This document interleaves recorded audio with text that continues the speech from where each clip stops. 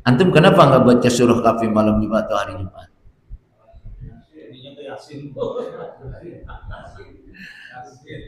Iya, kalau Yasin baca masih bagus juga. Ini Yasin kagak, Kahfi kagak. Ya, kenapa harus selalu kita muncul pertanyaan? Ya, karena kita ini sebetulnya sibuknya sesibuk apa? Sehingga kesempatan-kesempatan yang diberikan atau ditawarkan oleh Rasulullah ini kita tidak bisa melakukannya. Nah, berarti masalahnya ada pada diri kita. Maka teorinya adalah apa yang Allah perintahkan kepada kita itu tidak memberatkan kita. Tapi kenapa kita berat melakukannya? Berarti ada masalah pada diri kita. Kenapa kalau kita membiarkan masalah pada diri kita dengan tidak melakukan apa yang Allah perintahkan kepada kita, masalahnya lebih besar nanti Allah coba. Saya suka ada analogi begini, ya. Kenapa orang tidak menyempatkan untuk beribadah kepada Allah? Karena sibuk dan lain sebagainya. Tahu-tahu keran pecah, gitu kan ya? Air nggak keluar. Jadi ada yang mestinya kita kerjakan lalu kita tidak kerjakan, maka nanti kita akan dikerjain oleh keadaan lain. Karena apa yang Allah perintahkan kita tidak disiplin melakukannya, tetapi kita akan mendapatkan sesuatu yang datang pada kita dan kita tidak menyukainya. Makanya kan kalau orang gak demen ibadah, salah satunya misalkan Allah bikin dia sakit supaya ingat kepada Allah. Enakan dikasih sakit atau enakan kita menikmati ibadah? Kan mestinya begitu kan? Begitu sakit, ya Allah enak banget kali ini kalau ikut pengajian. Enak banget kalau ikut sholat berjamaah di masjid. Ngomongnya lagi sakit. Ketika sehat dia tidak menikmati itu. Makanya kenapa kalau Allah menyatakan Rabbi laula akhartani ila ajalin qarib fa asaddaqa wa akum minas shalihin. Ya Rabb, ya Allah, coba engkau tunda kematian saya jangan dimatiin dulu. Ya, saya mau sedekah sehingga saya jadi orang soleh. Ngomongnya udah mati. Berarti sedekah itu enak apa enggak? Enak, baru dirasakan kalau orang sudah mati.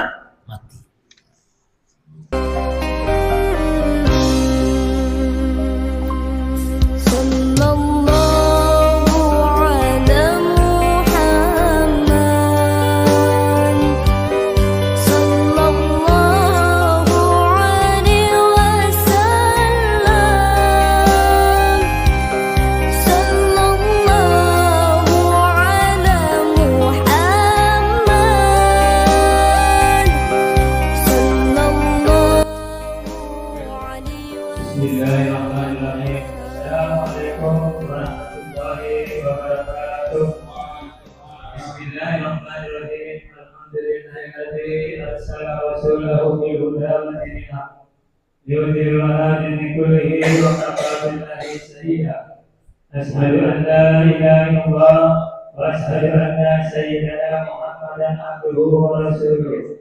Qala rabbi shrah li sadri wa yassir li amri wahlul 'uqdatam min lisani yafqahu qawli.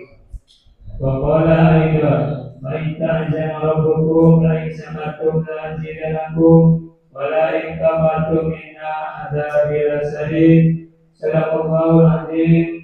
وصدق رسول النبي الحميد الكريم ونحن على ذلك من الشاهدين والشاكرين الحمد لله رب العالمين.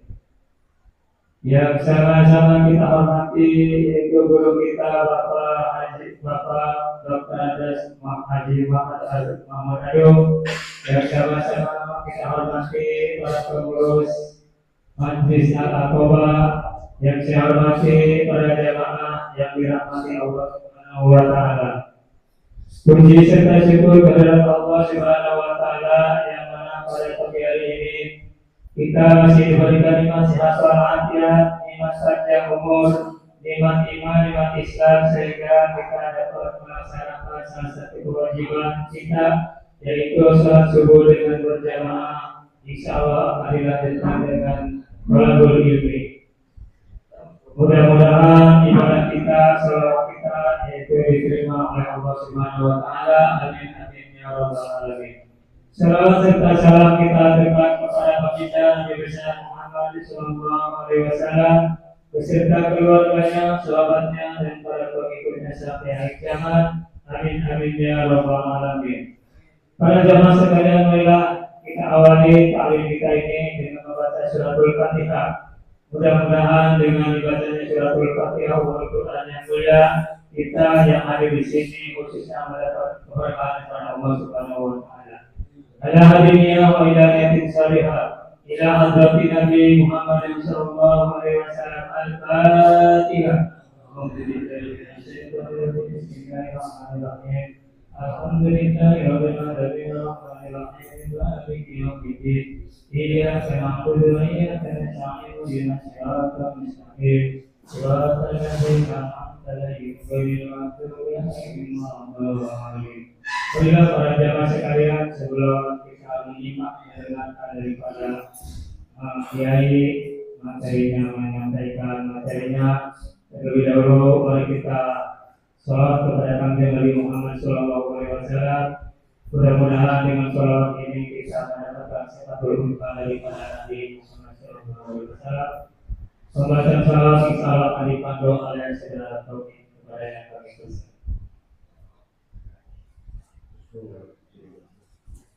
Allahumma shalli wa sallim wa barik alaihi.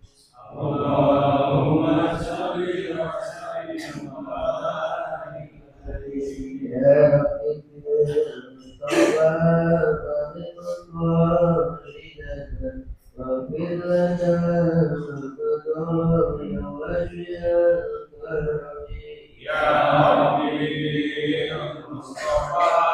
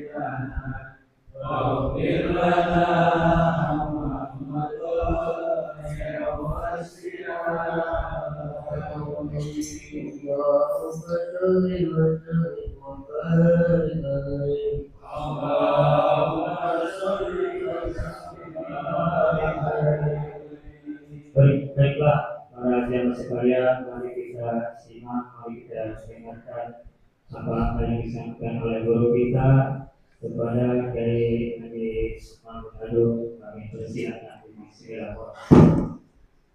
Bismillahirrahmanirrahim. Assalamualaikum warahmatullahi wabarakatuh.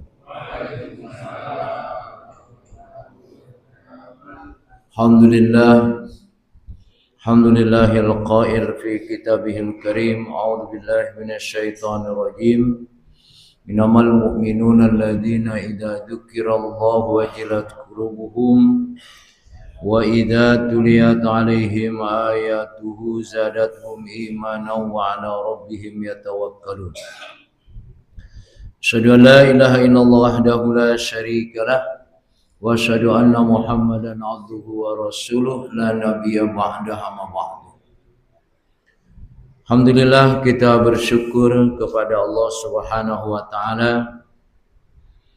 Masih banyak yang kita nikmati dari berbagai nikmat yang Allah berikan kepada kita, dan segala kebaikan yang Allah berikan kepada kita mudah-mudahan menjadikan kita pandai mensyukuri dari nikmat-nikmat tersebut.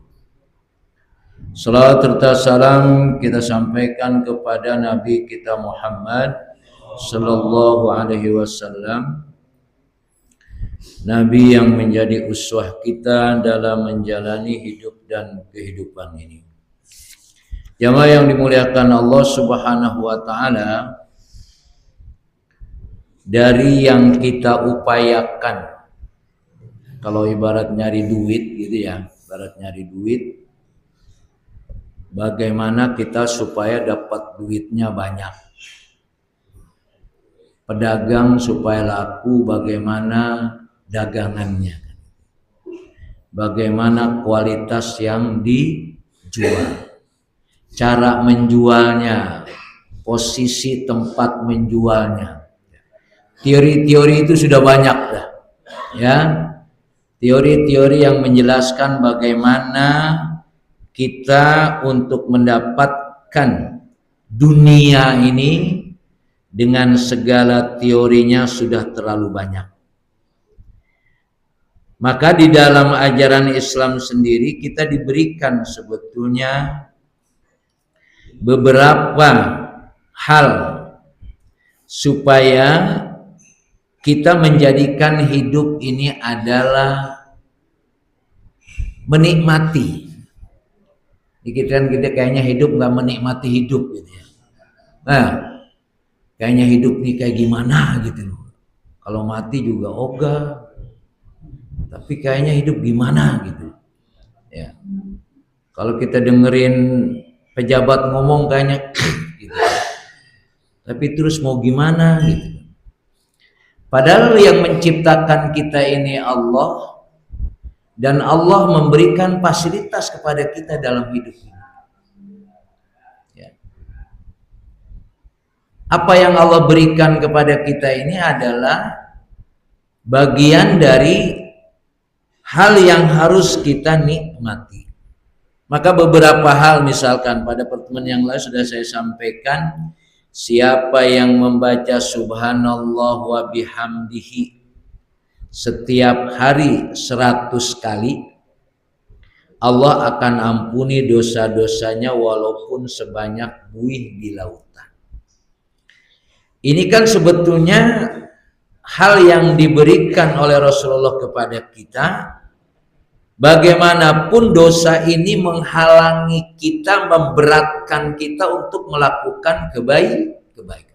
Ternyata tidak cukup hanya sholat saja.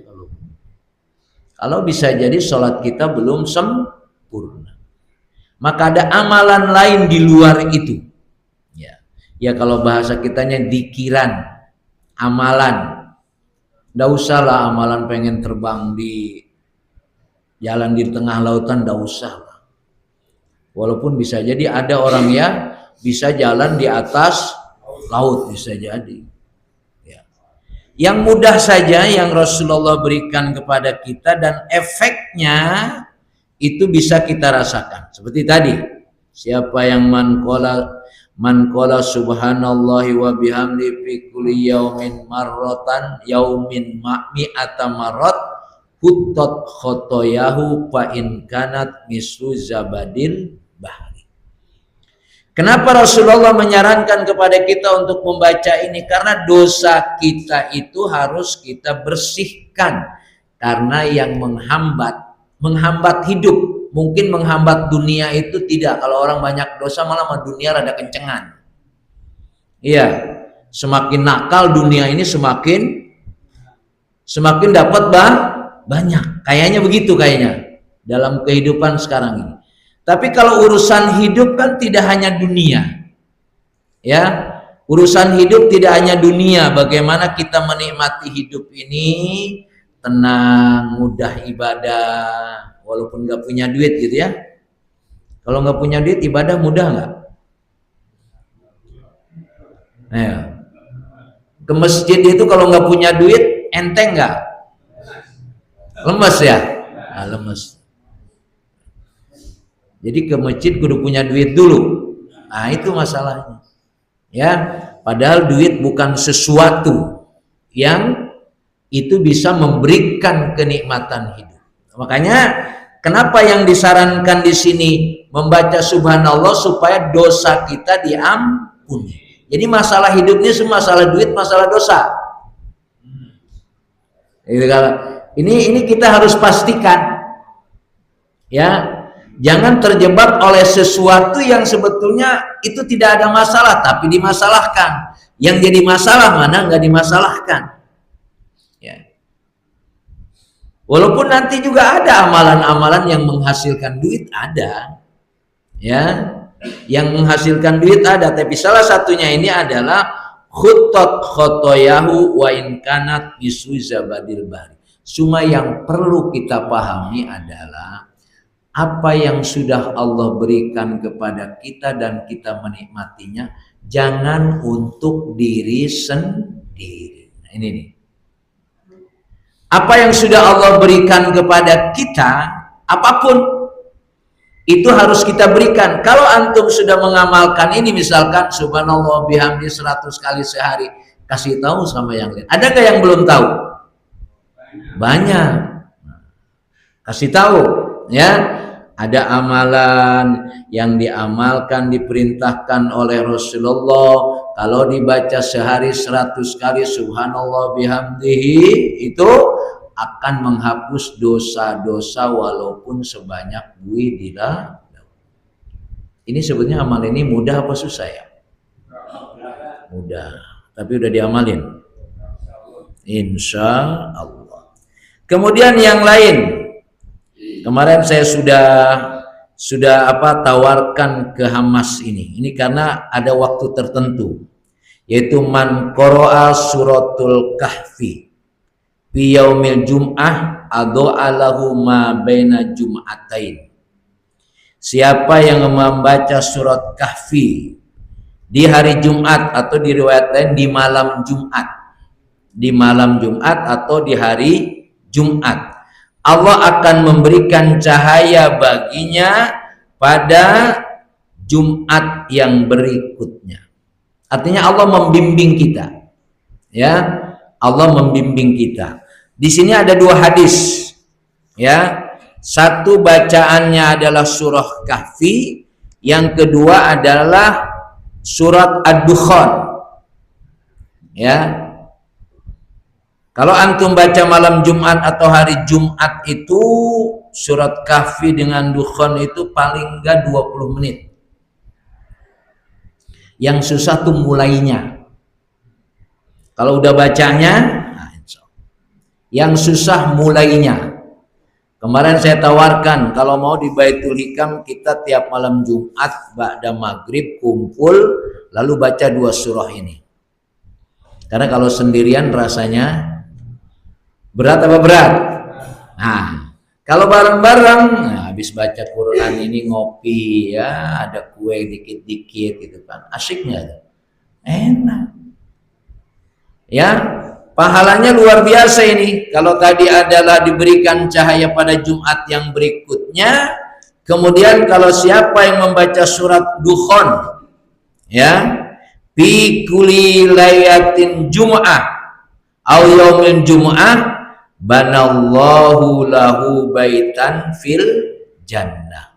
Allah akan bangunkan baginya rumah di surga. Kalau rumah di dunia kan enggak, Allah bangunkan rumah di dunia. Kenapa di surga? Walaupun nggak ada tukang di sana gitu ya. Artinya ini memberikan dorongan kepada kita, sebetulnya harapan-harapan kita untuk menikmati setelah kematian ini itu ternyata lebih dahsyat, lebih hebat. Cuma seberapa kita melakukan apa yang Allah dan Rasul perintahkan, ini yang menjadi pertanyaan kita. Artinya banyak saran-saran, tawaran-tawaran yang ditawarkan oleh Allah melalui Rasul kita untuk melakukan apa yang bisa merubah hidup kita di dunia dan merubah hidup kita di akhirat. Dan kalau ini sudah kita nikmati, sebetulnya akan menjadikan dorongan hidup ini menjadi nikmat, indah. Bacaan-bacaan ini kan bacaan biasa saja, ya. Nah, itu malam Jumat atau hari Jumat baca surah Al-Kahfi dengan baca surah Ad-Dukhan. Ya. Dukhan itu kalau nggak salah cuma 30 ayat atau berapa? Enggak banyak. Dukhan 54 juga ayatnya pendek. Ya. Kalau surah Kahfi 110 kalau nggak salah. Memang dia agak panjang-panjang. Makanya malam Jumat mau pindah dari Yasin ke Kahfi kayaknya berat. Ya. Karena dalil tentang surat Yasin ini kalau di sini adalah man qara'a Yasin fi lailatin, tiap malam asbaha maghfuran lahu. Siapa yang baca surah Yasin setiap malam, maka pagi-paginya diampuni dosanya oleh Allah Subhanahu wa ta'ala. Ini kalau kita pahami secara, atau kalau belum paham, udahlah kita kerjain aja dulu lah. Ini kadang-kadang kita mau untungnya apa, gitu ya, hikmahnya apa, ya. Sehingga kalau belum ketahuan hikmahnya apa itu belum. Maka yang harus kita pahami adalah apa yang diperintahkan kita lakukan. Makanya maksud saya adalah berarti harus ada waktu-waktu khusus dibanding selain waktu khusus Dohor, Asar, Maghrib, Isya, Subuh. Ditambah lagi dengan Qobliyah, Ba'diyah. Ditambah lagi dengan ayat surah ini. Terus kapan kerjanya gitu ya? Kapan kerjanya ini? Suruh sholat juga Qobliyah, Ba'diyah, suruh bangun malam, ya suruh baca malam Jumat. Ya, justru masalahnya karena kita tidak melakukan apa yang diperintahkan, itu masalah gitu loh, memahami. Ya. Bukan ditawarkan kita lalu ada masalah. Tawaran ini supaya masalah yang kita hadapi itu berkurang. Jangan dibalik. Masa ngaji melulu kapan nyari duitnya? Ini makanya di Aqobah ini emang kerjanya ngaji dulu ya. Ya ngaji mulu. Seminggu 4 kali. Padahal ada saya pengajian itu 2 minggu sekali, itu pun jarang hadir. Pengajian saya berapa orang ya. Tapi antum ini, tapi ini kan kalau dinikmati ini Masya Allah. Yang jelas apa yang kita lakukan ini diperintahkan oleh Allah dan Rasul, itu kuncinya. Dan kalau kita terus memahami apa yang Allah perintahkan dan yang diperintahkan Allah dan Rasul itu untuk kebaikan kita. Lalu apakah akan memberatkan? Tidak ada. tidak ada perintah Allah itu yang memberatkan. Yang menjadi masalah kalau kita melaksanakan perintah Allah itu kita berat, kita berarti masalah. Gitu memahaminya ya. Tidak ada yang Allah perintahkan kepada kita memberatkan kita. Justru kalau ada perintah Allah melalui Rasul itu memberatkan kita dan kita seperti tidak sanggup melakukannya, berarti ada masalah pada diri kita. Makanya kita berupaya terus melatih, melazimkan. Kan orang-orang tahu nih ada pengajian di Aqobah, di Baitul Hikam ada, tapi dia nggak pernah ngikut ngaji. Kenapa? Berarti ada masalah pada dirinya. Yang bisa maksa siapa? Dirinya yang harus berusaha untuk mohon kepada Allah. Kenapa mereka bisa datang ke majlis taklim, tapi saya nggak bisa datang? Sesibuk apa sebetulnya dia? Kenapa kita tidak bisa membaca surat Kahfi malam Jumat? Antum kenapa nggak baca surah Kahfi malam Jumat atau hari Jumat?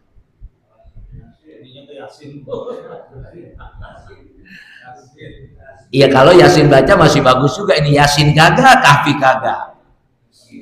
Ya, kenapa harus selalu kita muncul pertanyaan? Ya. Karena kita ini sebetulnya sibuknya sesibuk apa? Sehingga kesempatan-kesempatan yang diberikan atau ditawarkan oleh Rasulullah ini kita tidak bisa melakukannya. Nah, berarti masalahnya ada pada diri kita. Maka teorinya adalah apa yang Allah perintahkan kepada kita itu tidak memberatkan kita. Tapi kenapa kita berat melakukannya? Berarti ada masalah pada diri kita. Kenapa kalau kita membiarkan masalah pada diri kita dengan tidak melakukan apa yang Allah perintahkan kepada kita, masalahnya lebih besar nanti Allah coba. Saya suka ada analogi begini, ya. Kenapa orang tidak menyempatkan untuk beribadah kepada Allah? Karena sibuk dan lain sebagainya. Tahu-tahu keran pecah, gitu kan ya? Air nggak keluar. Jadi ada yang mestinya kita kerjakan, lalu kita tidak kerjakan, maka nanti kita akan dikerjain oleh keadaan lain. Karena apa yang Allah perintahkan kita tidak disiplin melakukannya, tetapi kita akan mendapatkan sesuatu yang datang pada kita dan kita tidak menyukainya. Makanya kan kalau orang gak demen ibadah, salah satunya misalkan Allah bikin dia sakit supaya ingat kepada Allah. Enakan dikasih sakit atau enakan kita menikmati ibadah? Kan mestinya begitu kan? Begitu sakit, ya Allah enak banget kali ini kalau ikut pengajian. Enak banget kalau ikut sholat berjamaah di masjid. Ngomongnya lagi sakit. Ketika sehat dia tidak menikmati itu. Makanya kenapa kalau Allah menyatakan Rabbi laula akhartani ila ajalin qarib fa asaddaqa wa akum minas salihin. Ya Rabbi Allah, coba engkau tunda kematian saya jangan dimatiin dulu. Ya, saya mau sedekah sehingga saya jadi orang soleh. Ngomongnya udah mati. Berarti sedekah itu enak apa enggak? Enak, baru dirasakan kalau orang sudah mati. Tapi lagi hidup kita tidak menikmatinya. Nah, makanya.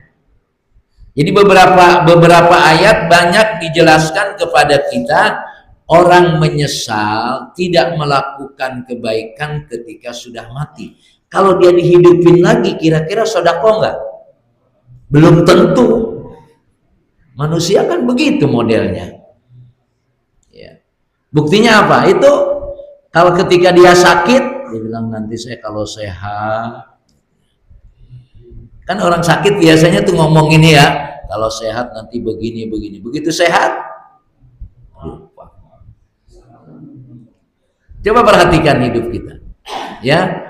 Makanya ada di ayat Allah itu, ya Allah, saya lupa ayatnya, ya. Kembalikan saya Allah ke dunia, hidupkan lagi saya ke dunia, dan nanti saya akan melakukan apa yang kau perintahkan. Kalau bahasa kata Allah, lalu ngomong doang. Kira-kira makna ayatnya begitu.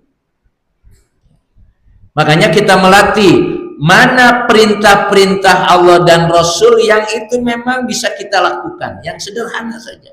Nggak usah baca selawat 10.000, nah, banyakan. Ya, biar rezekinya nambah. Mau jual tanah baca salawat 200.000, kurang satu, nggak laku-laku tanahnya. Orang dua atau kelebihan gitu kan. Ya sudah, yang sederhana, yang baca malam Jumat, baca surah Kahfi, Allah akan berikan cahaya, Allah akan bimbing kita. Kalau baca surah Kahfi itu cuma 15-20 menit. Kalau bareng-bareng kayaknya lebih ringan.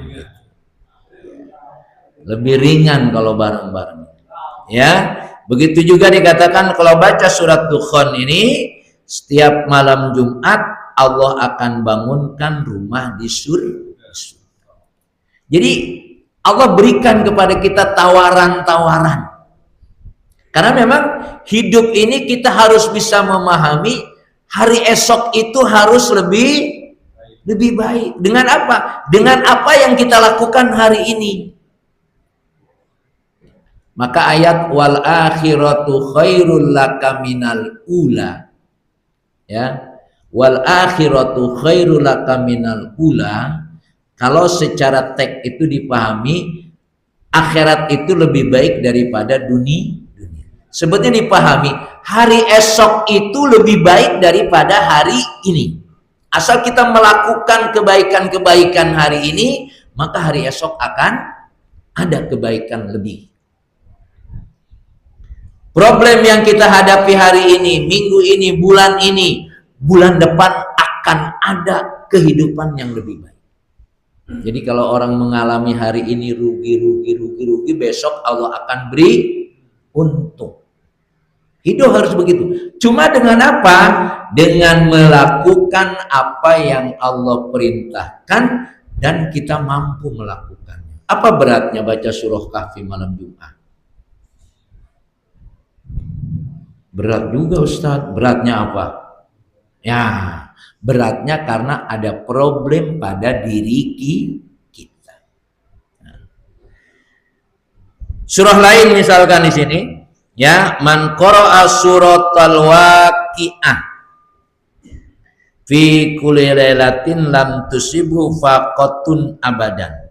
Siapa yang membaca surat Waqi'ah setiap malam, niscaya ia tidak akan tertimpa oleh kemiskinan untuk selamanya.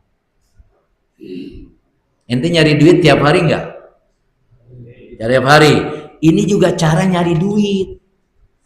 Kira-kira begitu muamanya. Ya, kayaknya kalau nggak nyari duit nggak bisa hidup. Berarti kalau nggak baca ini juga cara nyari duit kita tidak seperti apa yang kita harapkan.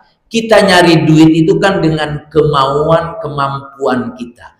Apa yang kita inginkan tidak bisa hanya diwujudkan dengan kemampuan dan kemauan kita. Harus kita bersandar kepada Allah. Jadi bahasanya apa namanya? Cara langit harus dipakai gitu. Kalau nyari duitnya kan cara dunia tuh. Cara langitnya misalkan kita rajin sholat duha, rajin baca surat Waqi'ah ini kan. Jadi cara bumi kita pakai, cara langit juga kita pakai. Ini kalau cara dunia tuh dipakai kaya enggak?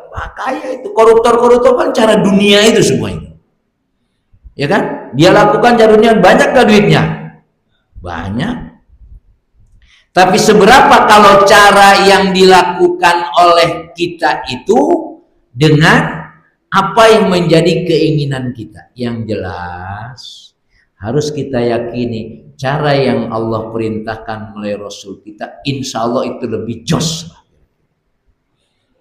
dengan waktu-waktu yang kita siapkan. Kemudian ada amalan lain. Nah, ini hadis-hadis urusannya amalan-amalan, kerjaan-kerjaan aja nih. Ya. Man qara'a idza sallamal imam yaumal jum'ah qabla ayasniyah rijlaihi Fatihatal kitab wa qul huwallahu ahad wa qul a'udzu birabbil falaq wa qul a'udzu birabbin nas sab'an ghufira lahu ma taqaddama min dambi wa ma ta'akhkhar. Ini habis sholat Jumat ini amalan habis sholat Jumat. Fatihah 7 kali, Al-Ikhlas 7 kali, Al-Falaq 7 kali, An-Nas 7 kali. Ada beberapa imam di Masjid Al-Ittihad masih pakai itu. Cuma alhamdulillah makmumnya udah bubar. Memang kita nggak tahan banget di masjid ini. Iya, nggak tahan banget. Ya. Padahal mau kemana sih buru-buru kalau dari masjid? Saya tanya itu ada, ente kenapa sih kayaknya dari masjid buru-buru? Pengen pulang aja. Di rumah ngapain? Kagak ngapa-ngapain. Coba antum perhatikan tuh, antum modelnya dari masjid pengen buru-buru pulang. Itu di rumah ngapain? Coba itu pastikan. Ya, kecuali memang ada hal penting di rumah, it's okay. Ini enggak ada tuh, emang ada hawa gitu ya? Ada nggak hawa pengen buru-buru pulangnya? Ada ya? Nah, emang ada setan. Saya nama setannya lupa terus itu. Jadi setan itu begitu kita assalamualaikum, dia bisikin kita. Makanya saya malas ngapalin nama setan itu. Ya, dia setan itu membisikkan kita kalau udah bangun.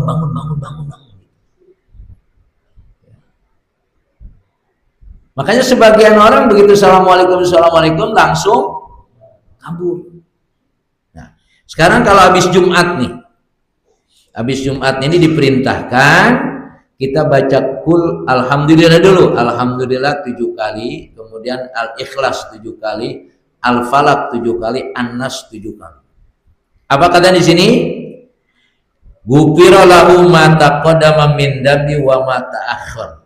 Allah ampuni dosa-dosanya yang lalu dan yang akan datang. Yang akan datang itu artinya kita dijaga oleh Allah. Bukan berarti kita maksiat, enggak dosa, bukan. Berarti gue punya jatah maksiat kagak dapat dosa ini, enggak. Artinya pada perjalanan berikutnya kita dijaga oleh Allah tidak melakukan maksiat. Jadi kan yang memberatkan hidup ini kan maksiat kita, dosa kita. Nah, mudah-mudahan ini nanti diamalin ini. Ya. Karena memang ada beberapa masjid begitu. Tapi memang kalau masjid-masjid yang lain sebagian, saya dulu punya pengalaman ketika saya imam Jumat di bandara di dekat hotel apa saya lupa. Karena kata DKM-nya, Ustaz, habis assalamualaikum udah enggak usah zikir. Kan itu ada begitu ya? Ya sudah. Saya begitu assalamualaikum udah diam aja, zikir. Saya zikir gitu. Artinya tidak bersuara, enggak jahran. Kebetulan di bandara itu ada anak muda, dia kapten pilot. Itu dia orang Mesir. Orang Mesir, ya kalau orang Mesir jadi kapten mungkin ngerti agama kira-kira. Marah-marah dia dengan bahasa Arabnya. Kebetulan saya paham juga gitu. Dia marah-marah. Kalau bahasa, kenapa ente habis sholat assalamualaikum enggak zikir? Ya, Rasulullah nyuruh zikir. Kenapa ente enggak zikir? Saya bilang di sini perintah aturannya tidak boleh zikir karena begini. Biarin dia pulang aja, tapi ente kudu zikir. Ya. Kan orang Arab kalau ngomong tahu sendiri kan, kayak ngambek gitu kan, marah-marah. Akhirnya ketua DKM ngelihat saya, Ustadz ada apa Ustadz? Itu tadi dia pilot dia sedang nginep di sini ya dari Mesir. Saya ceritain begitu. Kata DKM, besok mah terserah Ustadz aja dah katanya. Ini kita kadang-kadang kan memberikan sesuatu yang sebetulnya ya mestinya memang semuanya kan harus dengan ilmu. Ya sebetulnya ada alasan juga kenapa kita tidak dzikir jahron. Bukan berarti tidak ada dzikir, masing-masing dengan dzikir sirron. Tapi bisa jadi bagi dia ini kebiasaan itu harus berlanjut. Makanya misalkan di Masjid Al-Ittihad dianjurkan imam nih kalau mau, ya, ini ada pengurus DKM nggak nih? Ya, kasih tahu imam kalau habis sholat Jumat supaya membaca amalan ini misalnya. Ya. Fatihah 7 kali, Al-Ikhlas 7 kali, Al-Falaq, An-Nas 7 kali. Ya. Kalau ini mau dijadikan sebagai satu model. Ada model yang nggak pakai dzikir jahron, oke. Ini Masjid Al-Ittihad ini memang aneh. Imamnya ada yang nggak dzikir, ada, boleh. Ya. Pokoknya kayak rest area dah. Iya. Iya, mestinya harus pasti gitu loh. Sistemnya harus ada. Kayak Marala misalkan itu ya. Marala habis sholat, assalamualaikum, nggak ada dzikir, nggak ada kunut, jelas ada sistem dan itu ada dalilnya gitu. Ya, ada dalilnya. Ini tidak semua boleh karena semua yang dilakukan dalam proses ibadah itu kan sebuahnya mendidik orang-orang berikutnya. Ya. Yang anak itu sambil lari-lari juga mereka dengerin tuh apa kata imam, apa kata yang dilakukan dilihat. Saya senang baca misalkan innalladzina amanu wa amilus sholihati kanat lahum jannatul firdaus. Karena surat itu selalu dibaca oleh kiai saya pada hari Jumat. Dan itu menjadi motivasi. Jadi imam membaca itu bukan sekedar baca, didengarkan oleh makmumnya dan makmumnya akan merasakan itu. Makanya apa yang dibaca oleh imam itu semua menjadi pendidikan dan pengajaran. Ya akhirnya ya bagus juga sih yang nggak dzikir setuju, yang dzikir setuju. Cuma masalahnya modelnya seperti apa kita membuat pola pada masyarakat ini. Karena masyarakat kita ini masyarakat awam perlu diberikan model. Ya, kalau sudah pinter lain, ya sudah ngerti lain nanti. Ya, makanya kalau di Masjid Marala itu kan seperti orang udah pinter semua. Karena belum tentu juga hafal. Dia ente kalau habis sholat dzikirnya apa? Kalau ditanya gitu, saya belum sempat nanyanya, ente kalau habis sholat dzikirnya apa? Jangan-jangan kagak dzikir, orang imam kagak dzikir. Misalnya gitu. Kan mestinya itu ada orang ngerti kan, udah habis sholat dia paham apa yang harus dilakukan. Karena sebetulnya imam melakukan dzikir jahron itu untuk apa? Untuk melatih, mendidik makmum yang awam, termasuk anak-anak. Ya, pokoknya banyakan yang ngerti atau banyakan yang belum ngerti kira-kira jamaah itu. Nah, kira-kira mana? Yang belum harus kita akui. Maka harus ada model. Ya, harus ada model supaya mereka memahami itu. Soal nanti ada ilmunya itu soal lain. Saya di Gontor itu imamnya kelas 6, artinya kelas 3 aliyah atau SMA. Itu imamnya itu. Beberapa waktu yang lalu saya datang ke sana itu, sholat subuhnya nggak ada kunut. Padahal dulu yang saya tahu kunut. Saya tanya-tanya kepada guru-guru senior di sana, oh iya, ternyata imam itu kan mereka sudah belajar. Kunut subuh itu sudah belajar, mereka dalilnya ada. Jadi mereka yang memahami dalilnya tidak kunut, ya mereka tidak kunut. Yang mereka memahami dalil kunut, ya kunut. Walaupun sebetulnya saya melihat bukan dari sisi itu. Dari sisi apa? Kebiasaan dari dulu di kampungnya. Ya, kalau dulu di kampungnya dia kunut, kemudian ada dalil kunut, dia pakai kunut. Kemudian ada dia tidak biasa kunut, ada dalil kunut, dia nggak pakai. Ada orang kenapa ketika pakai kunut? Gampang jawab, orang gua kagak hafal kunut begitu kata dia. Kan beda kalau itu. Ya. Jadi di Gontor itu subuhnya tergantung imamnya, ya. Karena imam 5 waktu itu santri.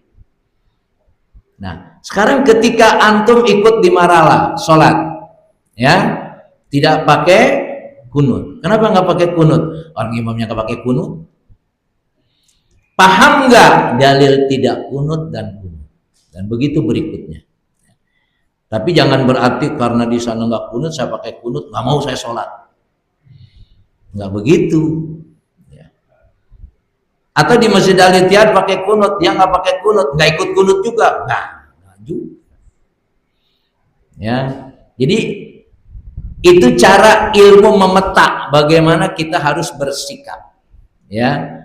Karena bagaimanapun semua ibadah kita harus dengan ilmu. Saya kira ini, ya, ini saya tawarkan kemarin saya sudah share ke ketua. Ya, tapi nah Ustaz ada ngaji lagi. Jadi kan namanya dalam teori al-amru bil ma'ruf wa nahyu anil munkar itu kita diusahakan mengajak kebaikan. Yang diajak nggak siap, boleh nggak? Boleh aja. Tapi yang ngajak dapat pahala nggak? Dapat. Nah itu ya.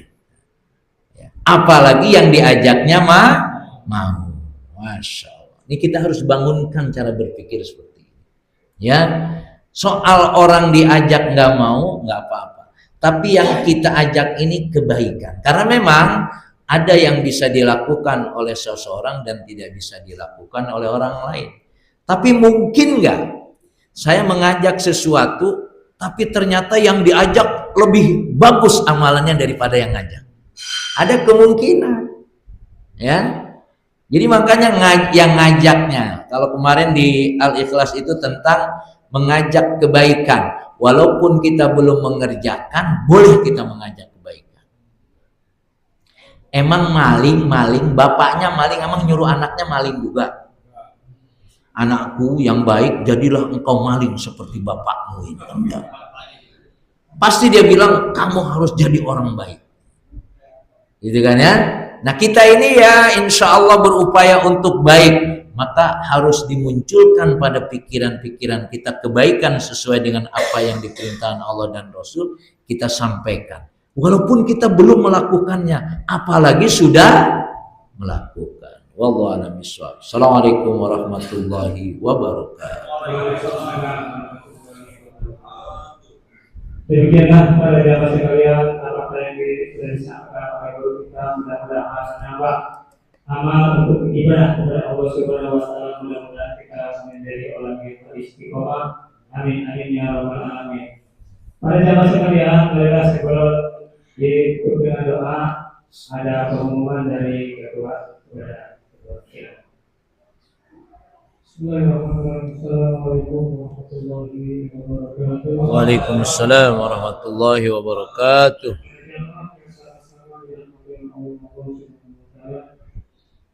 Sedikit pengumuman dari pengurus bahwasanya kegiatan tahun kita sekaligus mengikuti milad manusia narkoba yang pertama, yaitu kegiatan sangat ulama yang insyaallah akan kita laksanakan pada tanggal 12-13 September atau Sabtu Minggu yang bertempat di Villa 139 Yapus Bogor, Jawa Barat.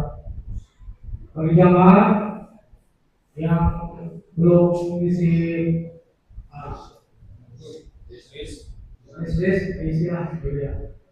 Dan bagi jamaah yang sudah untuk anggaran yang awalnya 300, alhamdulillah kita mendapatkan subsidi dari pemerintah kita, Bapak Haji Munajat Syekh, yaitu sebesar 50.000 per orang. Jadi para jamaah yang awalnya membayar 300, sekarang cukup membayar 250.000. Jadi bagi yang sudah lunas bisa diambil sisanya atau dilimpahkan saja. Iya. Dan pemerintah juga mensubsidi kaos untuk Tadabbur tahun ini, jadi para jamaah bisa isi ukuran exercise di quiz. Oleh karena itu, saya berharap para jamaah bisa ikut semua, bisa hadir, karena pada tahun ini selalu akan ada pergantian ketua. Jadi yang mana ikut boleh salah. Itu saja. Jadi tahun saya. Alhamdulillah wa syukurillah, bersyukur padamu ya Allah.